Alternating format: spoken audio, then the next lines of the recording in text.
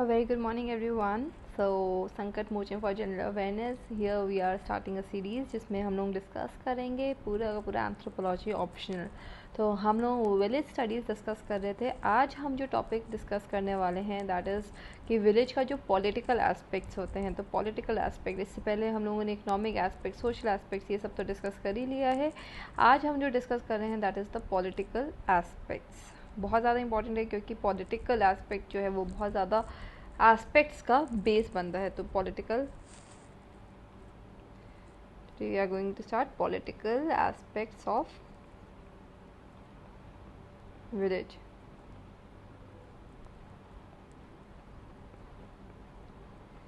ये village studies में बहुत इंपॉर्टेंट कंसेप्ट है। तो काफ़ी एथनोग्राफिक स्टडीज़ हुई हैं जैसे कि on the basis of field work, and उन्होंने एक्सप्लेन किया है कि किस तरह से जो इंडियन विलेज है वो हमेशा से पार्ट रहा है किसका, वाइडर सोसाइटी का। ठीक है, वाइडर सोसाइटी। अब जैसे कि गांधी जी ही कहते थे क्या कि village, it is the soul of India lies in its villages. तो villages has always been part of the wider society.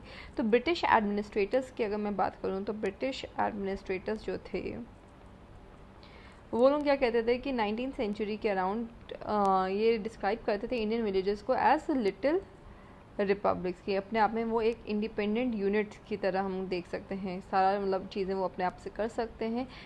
और यहाँ पे एक तरह से मतलब simple form of self government वहाँ पे एग्जिस्ट करता है, ये बात करते थे। एंड कोई भी इंटरफेरेंस मतलब हायर अथॉरिटी से नहीं है, और है भी तो वो लोग मतलब इतना ध्यान नहीं रखते। उन लोगों का खुद का जो सिस्टम ऑफ जस्टिस है, सिस्टम ऑफ गवर्नेंस है, उस हिसाब से वो लोग चलते हैं। तो लिटिल रिपब्लिक्स की तरह से वो लोग डिसाइड करते थे, डिस्क्राइब करते थे हमारे विलेजेस को।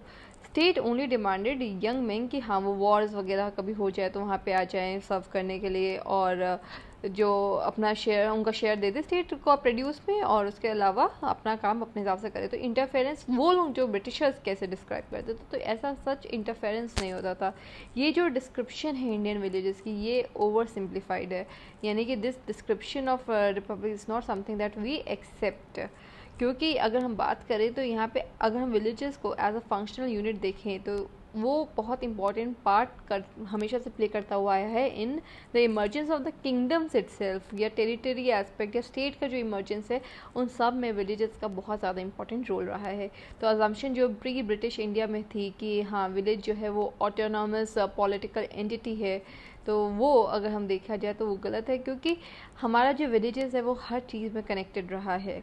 तो इंटरडिपेंडेंस का एस्पेक्ट हो गया, इंटरैक्शन का जो एस्पेक्ट है that is very much there. तो interactions at multiple levels exist करती है।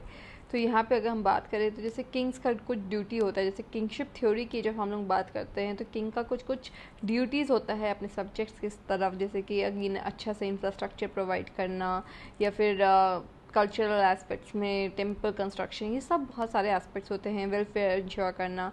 तो अगर हम बात करें तो इसीलिए जो किंग का एस्पेक्ट है, किंग थ्योरी का जो एस्पेक्ट है वो बहुत ज़्यादा सेंट्रल रहा है हमेशा से किंगडम्स के। तो उनको अब सर्वाइवल के लिए क्या चाहिए, उनको सर्वाइवल के लिए क्या चाहिए, सपोर्ट चाहिए किसका, ब्राह्मण्स का चाहिए। वही तो लेजिटिमाइज करते थे, राइट। तभी तो वो लोग, याद है आपको कि बहुत सारी किंगडम्स ऐसी हैं जो अपने आप को ब्राह्मण बताती हैं, क्षत्रिय बताती हैं, तो हायर कास्ट से वो अलाइन होती हैं, इसीलिए वो जो है वो गिफ्ट देते थे। तो दे यूज टू गिव, किंग जो होते थे वो गिफ्ट देते थे या फिर ग्रांट्स देते थे, किसको, ब्राह्मण्स को।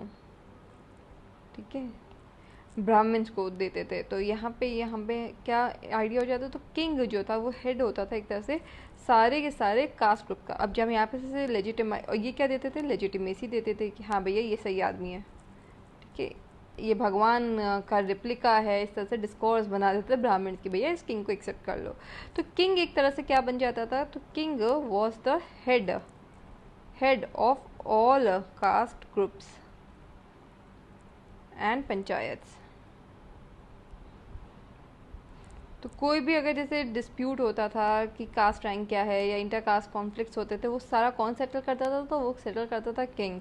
और ये जो टास्क है वो सिर्फ हिंदू रूलर्स तक कंफाइन नहीं है कि हम बात कर रहे हैं कास्ट की, बल्कि मुगल किंग्स जो होते थे या फ्यूडल लॉर्ड्स होते थे वो भी कास्ट में अगर कोई प्रॉब्लम हो जाए या इंटर कास्ट डिस्प्यूट्स हो जाए तो उनको सॉल्व करते थे। तो इसी तरह से कास्ट ग्रुप जो है वो किंग आइडेंटिटी, किंगशिप थ्योरी में काफ़ी रिलेटेड है और किंग का एक इंपॉर्टेंट रोल भी होता था कि इस तरह के डिस्प्यूट्स को सॉल्व करे। तो इंटरेक्शंस आप समझ रहे हैं कि किस तरह से एग्जिस्ट करता रहा है हमेशा से। तो प्री ब्रिटिश इंडिया की अगर मैं बात करूँ तो यहाँ पे सारे के सारे जो विलेजेस होते थे उनका एक्टिव रिलेशन होता था। तो प्री ब्रिटिश इंडिया में अगर मैं देखूं तो एक्टिव रिलेशन एग्जिस्ट करता था between the state and the villages. And ये जो चीज़ थी, और इसमें किंग क्या था, वो एक तरह से इम्पॉर्टेंट रोल प्ले करता था किसमें, प्रोटेक्शन में। तो प्रोटेक्शन में या फिर आगे बढ़ने के लिए, तो इस सब के लिए में किंग इंपॉर्टेंट रोल प्ले करता था। तो इस तरह से सारी एंटिटीज़ जो है आपस में कनेक्टेड होती थी। अगर किंग जो है वो डोमिनेंट लोकल कास्ट का होता था तो उसके जो फेलो कास्ट मेंबर्स होते थे वो उनको सपोर्ट करते थे, तो किंग को भी सपोर्ट मिलता था। इसीलिए एक तरह से it's a two way relationship. तो किंग जो है कास्ट कॉन्फ्लिक्ट्स को सॉल्व करता था, प्लस उसको सपोर्ट भी मिलता था, उसको लेजिटिमेसी मिलती थी। इसीलिए तो ये एक तरह से अनइक्वल रिलेशन नहीं रहा है। This has not been an unequal relation, it's a equal relation between king and the caste groups, तो that you have to understand। और इसके अलावा अगर हम बात करें तो जो विलेजर्स होते थे वो माइग्रेट भी करते थे कलेक्टिवली। ऐसा नहीं है कि एक आदमी, मतलब पूरे के पूरे परिवार माइग्रेट करते थे। अगर कभी कोई ऑपरेसिव रूल हो जाए, उनके मुताबिक किंग काम ना कर रहा हो, तो पूरा का पूरा विलेज जो है वो मूव आउट कर जाता था। इस तरह से होता था, यानी काफ़ी मेजर प्रोपोर्शन था। आप समझ सकते हैं पावर कितनी है। और जब ऐसा मास माइग्रेशन होता था तो इसमें अगर हम बात करें तो जो रूलर था उसको रेवेन्यू, जैसे जो लैंड से रेवेन्यू मिलता था, सेटलमेंट से रेवेन्यू मिलता था, वो कम हो जाता था। और वहीं पे जो विलेजर्स होते थे वो उनका भी एक तरह से प्रॉब्लम होता था, पूरा पूरा सिस्टम नया बैठाना होता था। तो इसमें हम क्या देखते हैं कि प्रॉब्लम्स होती थी, इसीलिए ये दोनों जो है आपस में हार्मनी बना के चलती थी। अगर आज की हम लोग बात करें तो विलेज पंचायत जो है, विलेज पंचायत ये बहुत इंपॉर्टेंट रोल प्ले करती है लोकल मैटर्स को सॉल्व करने के लिए, या इंटरकास्ट डिस्प्यूट्स हो जाए उनको सॉल्व करने के लिए।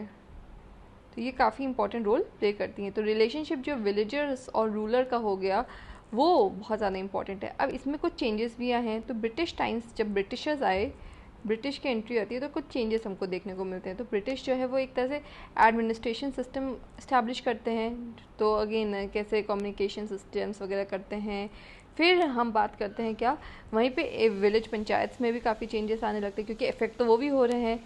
तो यहाँ पे अगर हम बात करें तो मॉडर्न लॉ आता है, ब्रिटिशर्स लेके आते हैं मॉडर्न लॉ, कोडिफाई करते हैं लॉ। तो जो विलेज पंचायत का जो पावर था, वो कहीं ना कहीं हमको कम होता हुआ दिखता है। तो ये चीज़ हमको बहुत ज़्यादा नोट करके रखना होगा। अगर इसके बात करा जाए तो हमारा जो सिस्टम है पूरा का पूरा, कि किस तरीके से जो चेंजेस हैं वो हुए हैं, तो उसमें हम समझेंगे कि इससे हमने प्री ब्रिटिश टाइम से ट्रेस किया। फिर उसके बाद हम लोगों ने बात किया कि किंग और किंगशिप एस्पेक्ट कैसे ब्रिटिश टाइम में एग्जिस्ट करता था। फिर ब्रिटिशर्स आए, नई नई फोर्सेस आई, और विलेज पंचायत का जो पावर है थोड़ा कम होता हुआ हमें दिखा, क्योंकि अब उनको काम करना पड़ा था मॉडर्न लॉ की वजह से। पर क्या ख़त्म हो गया ये सब? ऐसा भी नहीं होगा। इसके आगे हम लोग पंचायती राज सिस्टम को भी डिस्कस करेंगे, और वो हम डिस्कस करेंगे नेक्स्ट क्लास में। So yes, please like share and subscribe Sankar Mochan for general awareness. Thank you.